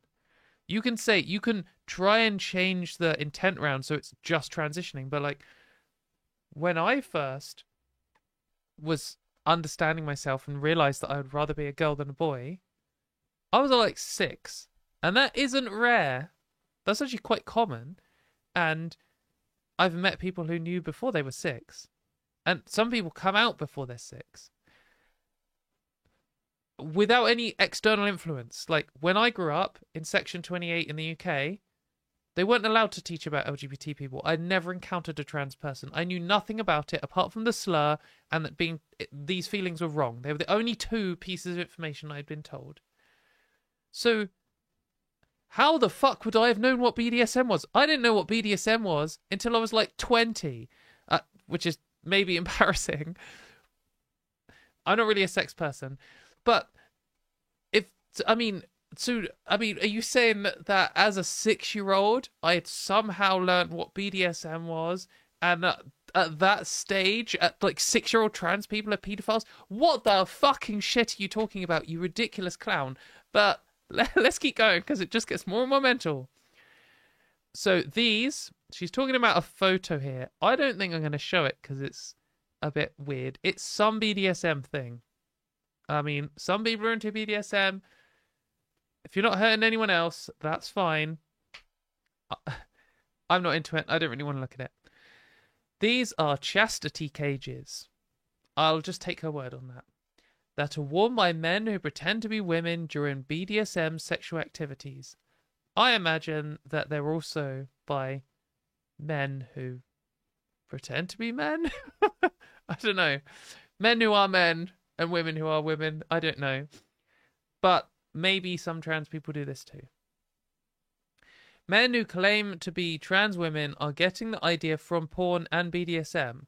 So I guess the evidence here is a picture of some BDSM gear. Therefore, all trans people exist because of porn. Is the argument. How far can I scroll down safely? Okay, we can go a bit more. In these BDSM practices, the penis is referred to as the clit. And the act of being penetrated by a dom is what is meant to turn them into a female. Okay, I'm sure there are some people into something like this. Oh, it's just so weird to see, like, her angrily writing this out. This is the real reason why trans people exist. It's because this one weird porn scene that I watched, or this one weird porn scene that I just can't stop watching and can't stop tweeting about, I have just assumed and projected that is what's all trans people. It's like absolutely classic gender critical person. They watched a bunch of weird porn on like weirdporn.com or something, and they have believed that is real life and that is somehow all LGBT people. When you are constantly going around and being like, this is like a porn thing I saw, and this is like a porn thing I saw, and this is like a porn thing I saw, porn's turning everyone crazy. Maybe it's you. Maybe you're the one who's watched too much porn, and maybe you're the one who has lost your mind over porn. During the sissification process. What a sentence. During the sissification process, they are encouraged by a dominatrix, who isn't always female, to begin taking estrogen in order to shrink their useless little sissy. Oh, I have had grim messages sent to me on Twitter before. From, wow, what did Twitter call it? It's like the extra DMs folder. It's where you can get DMs from people who you haven't talked to before, like cold callers or whatever. You, as a trans person, you get a lot of weird, grim messages, and I've certainly got them from these like sissy people. It seems to largely be cis men. Seems to largely be straight cis men who see being a woman as a humiliation thing. It seems to me, from my understanding, it's like an extension of a humiliation fetish, and some guys have a humiliation fetish, like if you take away their money or something. If you know what Findom is, I've had people message me about that before. But I think some of them see women as inherently inferior, so being like told that they're a woman makes them feel like humiliated. She's obviously watched some of this and has decided that is like the entire of medical science is wrong. Everything every trans person has ever said is wrong. This porn is the one true God. This is the real reason trans people exist. Man, what a fucking... Can you just imagine writing this and thinking that you were like onto something during the sissification process? As the fetish escalates, body modification is also encouraged. The body modification is part of the same BDSM fetish. I mean, people do fucking weird stuff for sex all the time. I'm well aware that Rule 34 is a real thing. And that's just like art and porn and stuff. But people do fucking weird things for sex. But I can be pretty sure that if you were to actually transition for sex, you'd probably ruin your life. Transition, like, I think a lot of gender criticals because they just have no idea what transition even is, and they don't ever want to know, and they have no idea how biology works or how the system works. They've got this. They've got like terms like fast tracking and mutilation in their minds. So to them, it's all like this extreme and instant thing. Like when you take HRT, I mean, for me, it was like 6 months before anything happened. And then the first things that start happening are like you start feeling a bit grumpy and your nipples hurt a bit. And the idea that someone could stay driven to do that, like, and by the way, to do that, you have to spend a load of money and talk to loads of fucking doctors and face all these demeaning questions and do hundreds and hundreds of hours of research to understand it all and work out how all the systems work. And then you have to take this medicine at the same time every day or however often it is, for whatever method you're taking the medicine, like for then months at a time, for then like you then like become a teenager again and everything is stressful and you feel grumpy for like 2 years before like there's any like major, like who the fuck is doing that for sex reasons? And then what? And then you're like, okay, one of the first things that happens for trans women is your sex drive drops off to like nothing. So I just cannot imagine that. I mean, maybe once in human history there has been someone who's transitioned for sex, or they've like, I don't know. I just can't imagine it ever happening, because you're like, oh yeah, I'm really revved up on sex and I've got a really high libido, and for some reason I think that being forced to be a woman is really sexy, and so I'm going to take these pills for the next 6 months, which means it's so I don't really have a sex drive anymore, and so that my face looks a bit softer, and so that like what are you talking about? It's just so delusional, just absolutely ridiculous. Anyway, we've still got more. Genital surgery is a permanent chastity cage. And puberty blockers for children achieve the same outcome. Chemical castration puts minors in a chastity cage. That's just fucking grip, man. That honestly makes me feel sick reading this out. Like, what is going on in your mind, you fucking freak? You fucking freak. My God. It's just so weird. What is going on? Like, man. I genuinely felt ill reading that out. I didn't read the whole thing the first time. Fucking hell. So weird. And this isn't just like some nobody weirdo gender critical who no one has heard of and they're all like disavow or whatever. Redux is like the main gender critical propaganda outlet. This person is absolutely relevant. Like, loads of stuff she makes up becomes gender critical lore. I think her sharing some fake thing about me is why lots of them think that I have a child. Lots of gender criticals think that I have a daughter. They've got loads of weird lore about me. But it's just, you know, these people are influencing politicians, and like, you know, this person is one step removed from Helen Joyce, as is Jennifer Bilek, who's the person who reckons that Jewish people are all behind trans rights and stuff. And it's always like some mainstream politician like Wes Streeting, then someone like Helen Joyce, and then like some fucking freak like this who believes that, who's watched too much porn and thinks porn is the reason that everything exists, and comes out with absolutely disgusting stuff like this. Which is just so trivially bullshit. Like, no sane person is reading this and thinking, "Oh yeah, that's a good point." Like, just fucking mental, totally detached from reality. And I just, if any like mainstream journalists were doing their jobs, they'd be like, "Oh, hang on a minute. Are you getting advice from the person who says that they want to reduce the number of trans people and that there are huge problems in the sane world? And isn't she the one who constantly shares articles from this person who thinks that children have BDSM and as the reason that they want to be trans?" Like, Is that really where your policies are coming from? Like, what the fuck is wrong with you? Um, but instead they're always like, oh, nurse fired for once misgendering someone by accident, and now her life is ruined. Um, just ridiculous. I don't have a daughter. Well, I guess Poppy's my daughter. Maybe that's who they meant. Gender critical law has decoded Poppy the cat into Poppy the teenage daughter or something.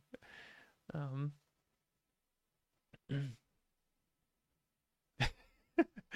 yeah, I'm Pugnat. What is Bregente? I love that video. Um, be right back while I go through the sissification process. The sissification process could be a bad name, couldn't it?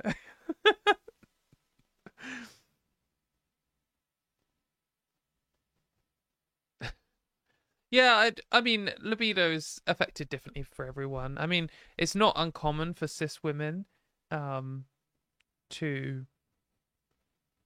I think you can get like testosterone gel to improve your libido.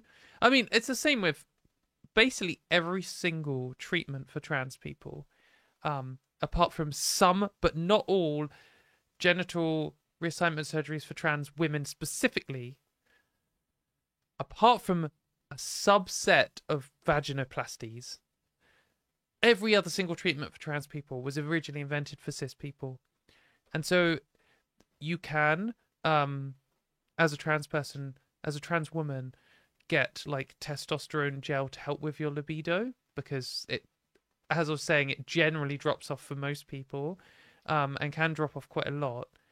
Though that understanding of that and the treatment for that is originally developed for cis women, and it's not uncommon in cis women. But yes, again, it's not true for everyone. Some people do have a higher libido, and also it's fine to have a higher libido if, as long as you're just doing your sexy time on your own or with consenting people, then that's fine. Um, unless, actually, you know what's not fine? If you're someone like if you're someone that Genevieve Gluck has accurately described, then I'm gonna say I don't think it's fine. I think you're gonna ruin your life if you transition for sex, because significantly less than 1% of my life is spent having sex. I can tell you that. Most of my life is like being at work or being on YouTube or playing Pokemon cards. So, though that is, what's more credible as a ridiculous conspiracy theory? I know more trans people who play competitive card games than I do who are insane sex freaks. And actually, I think trans people, trans men, trans women, and non-binary people are overrepresented in competitive card games. So I actually think what a more sane, rational, believable, normal decision, like a rationale behind transitioning, would be that people are transitioning to get better at Magic the Gathering. That is more credible than people are transitioning for sex reasons. I don't think it's ever happened, but I mean, I'm just looking at the statistics. That's what I'm saying. I mean, at one point, the Yu-Gi-Oh and the Pokemon champion that were both trans women. I mean, what are we saying? It's maybe they both transitioned just to get better at card games. I'm just asking questions. During the Magic the Gatherification process. Maybe the sissification process, maybe that's built in. Maybe they're not being like, oh, I think women are inferior and I've got some humiliation bullshit. Maybe they're actually like, I really wish I was good at card games. I need to find a dominatrix, in brackets, who isn't always female. I need to undergo the sissification process so that I can become better at Pokemon cards. I mean, it's quite possible, of course. Very, very realistic. See, people in the comments are agreeing, chat is agreeing, chat is on my side. We're starting a new cult, okay? Gender critical's out. It's not cool anymore. We're not talking about the sissification process. We're talking about trans people transitioning to be better at Yu-Gi-Oh cards, which is a very real thing. And that is why we should reduce the number of trans people, because they're a huge problem to a sane world, because Yu-Gi-Oh cards is a huge problem to a sane world. Actually true, though. Got to catch all the genders. Yeah, there's 151 genders back in my day, and that was fine. And then they released 100 new ones. Bullshit. Gen 1 are all the way. Not for Pokemon, just for genders. I transitioned for the competitive edge in chess. Are they good trans chess players? That's interesting. I mean, oh no, I see what you're referencing. Yeah, because trans people got banned from play. Oh man, I shouldn't laugh because it's actually depressing, but it's so fucking insane. They're banning trans people from darts and chess. Man, the sissification process has a lot to answer for, because it's making us fucking dominating at billiards and table tennis and all kinds of things.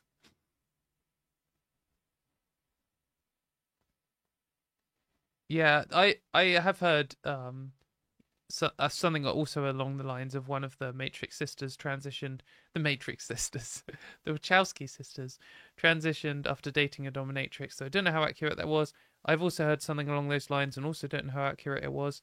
Um, but I mean, okay, maybe she, though one good point.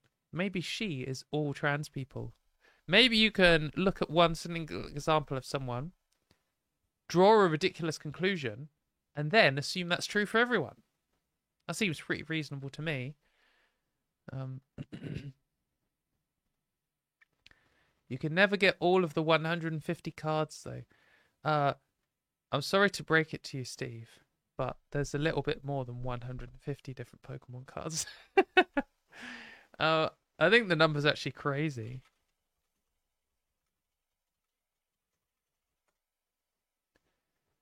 There are over 34,000. So good luck, Steve. My challenge for you for the next stream is to have obtained all 34,000 Pokemon cards. That is true, Bella. We know the song "I Am Every Woman," and that was just a fact. That was a statement of biological fact. That wasn't a comment on anything. Actually, it was true.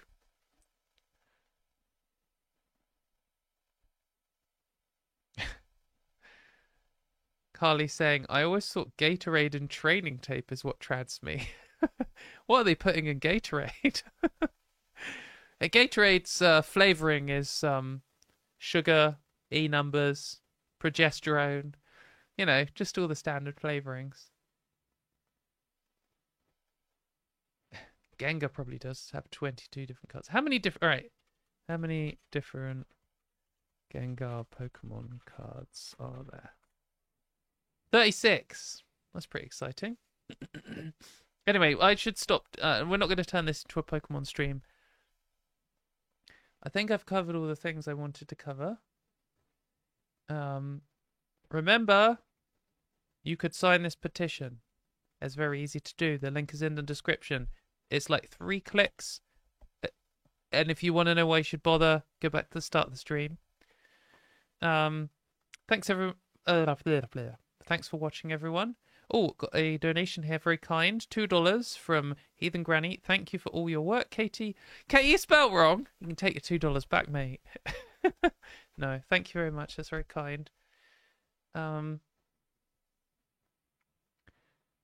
Yeah, thanks a lot for watching, everyone. Look out for the videos in the week. Hopefully I will find time to edit them. I'm just crazy busy all the time. And we'll see you same time next week for another fun-packed stream. I like dunking on gender critical people. I think we need to do a good mix of the news and dunking on the most ridiculous people on earth, because it is kind of funny. Like transvestigators and the people who think the sissification process is real. We need to do more of that, but we need to not lose sight of the fact that the main point of the stream is to get people to do stuff. Write to your MP. Right. See you later, everyone.